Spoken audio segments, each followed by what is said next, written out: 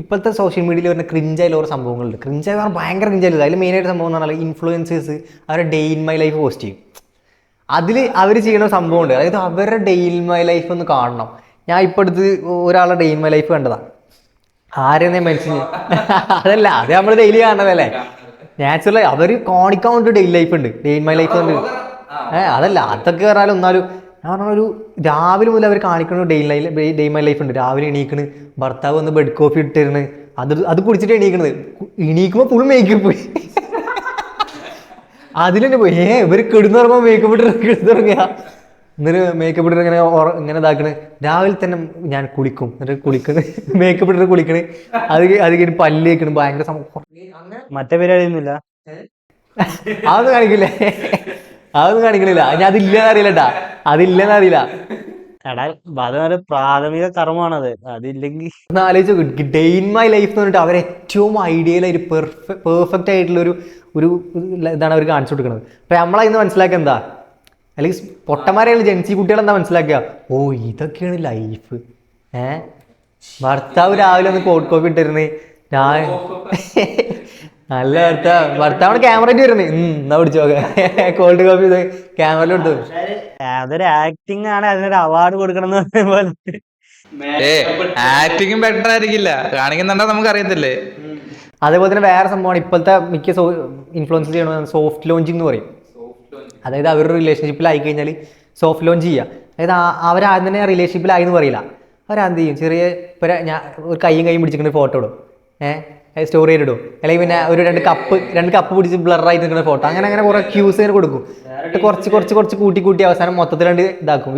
വലിയ അവരെ വേൾഡ് എന്തോ ഇപ്പം മെയിൻ ക്യാരക്ടർ സിൻഡ്രോം എന്നൊക്കെ പറയും, ആ രീതിയിൽ അവർ ഇതാക്കും. ഈ പുതിയ അവർ രണ്ടുപേരും മാത്രമുള്ള ഇൻസ്റ്റ ഐ ഡി തുടങ്ങുക.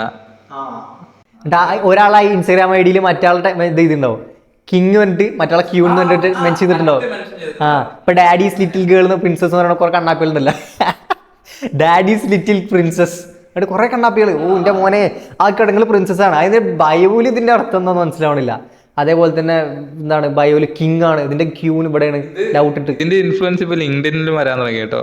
ലിങ്ക്ഡിനിൽ എന്തോ കാരണം ലിങ്ക്ഡിൻ പ്രൊഫഷണൽ ആയിട്ടുള്ളൊരു സംഭവമാണ്, അതിലാണ് ഇവർ ഇത് ഇറക്കുന്നത്. ബയോയിൽ എങ്ങനത്തെ ഏതാണ്ട് സാമാനം ഇട്ടിട്ടുണ്ട് എന്തോ. നമ്മളൊരു കൂട്ടുകാരെ അവന്റെ ലിങ്ക്ഡിൻ ബയോയില് കൊടുത്തുള്ളതാ മറ്റേ elite motion APK download. Elite motion APK download, അവന്റെ experience elite motion APK download ചെയ്തെന്ന്. Elite motion APK download. പിന്നെ വേറെ ഞാൻ അപ്പോൾ ഇതിൽ അടി സ്ക്രോൾ ചെയ്ത് നോക്കി, അപ്പൊ ബ്ലഡ് ഡൊണേഷൻ ക്യാമ്പിൽ അറ്റൻഡ് ചെയ്തു. എന്നാലോചിച്ചോ, ഒരാളെ റിസീവ് വെച്ചോ, ബ്ലഡ് ഡൊണേറ്റ് ചെയ്തിട്ടുണ്ട്, you are apt for this job, you are selected അറിയില്ലേ, വെൽക്കം എബ്രോഡ്. അങ്ങനത്തെ സംഭവങ്ങൾ എന്താ. പിന്നെ അതേപോലെ തന്നെ വേറെ സംഭവം എന്ന് പറയേണ്ടത് പറഞ്ഞാൽ കുറേ ഇൻഫ്ലുവൻസേഴ്സ് അവരാദ്യം ഭയങ്കര കയറി നിൽക്കുമോ, ഒരു 1 lakh ഫോളോവേഴ്സ് ജസ്റ്റ് വിചാരിച്ചോ, എന്നിട്ട് അവരെന്ത് ചെയ്യും, എല്ലാം അവരെ വൈഫിനെ അല്ലെങ്കിൽ അവരെ മകളിലെ അല്ലെങ്കിൽ പെങ്ങളിലെ എന്ത് ഇൻട്രൊഡ്യൂസ് ചെയ്യും. എന്നിട്ട് കുറച്ച് കഴിയുമ്പോൾ ഈ മകൾക്ക് അല്ലെങ്കിൽ പെങ്ങൾക്ക് അല്ലെങ്കിൽ ഭാര്യയ്ക്ക് എന്ത് ചെയ്യും, ഇവരായിട്ടും കൂടുതൽ ഫോളോവേഴ്സ് കിട്ടാൻ തുടങ്ങും. കാരണം പെൺകുട്ടികൾക്ക് എനിക്കറിയാലോ, ആൺകുട്ടികൾ സാധാരണ വേറെ പലതിനും ലൈക്ക് കൊടുക്കും. ആൺകുട്ടികളൊരു ഫേക്ക് അക്കൗണ്ട് തുടങ്ങി അതിൽ കയറും ഫോളോവേഴ്സ്. നമുക്ക് പോഡ്കാസ്റ്റിൽ ഇൻക്ലൂഡ് ചെയ്യിച്ചാലും ഒരു പെൺകുട്ടി ഇപ്പൊ ഈ പോഡ്കാസ്റ്റിലുണ്ട് വിചാരിച്ചോ, ഇതിന് ഡബിൾ വ്യൂസ് നമുക്ക് എന്തായാലും കിട്ടും. നമ്മൾ എഴുതി ഒപ്പിട്ടാൽ അത്രയും കിട്ടാൻ ചാൻസ് ഉണ്ട്. അങ്ങനെയാണ്. ഞാൻ ഒരു ഐഡിയ പറയട്ടെ, അങ്ങനല്ല, നമുക്ക് വെച്ച് അക്ഷരനെ വേണമെങ്കിൽ വേണേ ചെയ്യാട്ടാ, സീനായിരിക്കും. അല്ല അപ്പോൾ എന്നിട്ട് പിന്നീട് ഉണ്ടാവുന്ന സംഭവം അനന്തരഫലം എന്ന് പറഞ്ഞാൽ, ഈ ഒരു പെണ്ണുണ്ടല്ലോ, ഈ പെണ്ണിന്റെ കൂടുതൽ ഫോളോവേഴ്സ് കിട്ടുമ്പോൾ സ്വാഭാവികമായിട്ട് ആൺകുട്ടിക്ക് ഉണ്ടാവും ഈഗോ അടിക്കും. അങ്ങനെ ഇവർ തമ്മിലുള്ള ബന്ധം വരെ വേർപ്പെടുന്ന പല സംഭവങ്ങളും ഉണ്ടായിട്ടുണ്ട്. അത് വലിയൊരു സംഭവം, വലിയൊരു ഇതാണ്. സോഷ്യൽ മീഡിയ ഉണ്ടാകുന്ന വലിയൊരു പ്രശ്നമാണ്.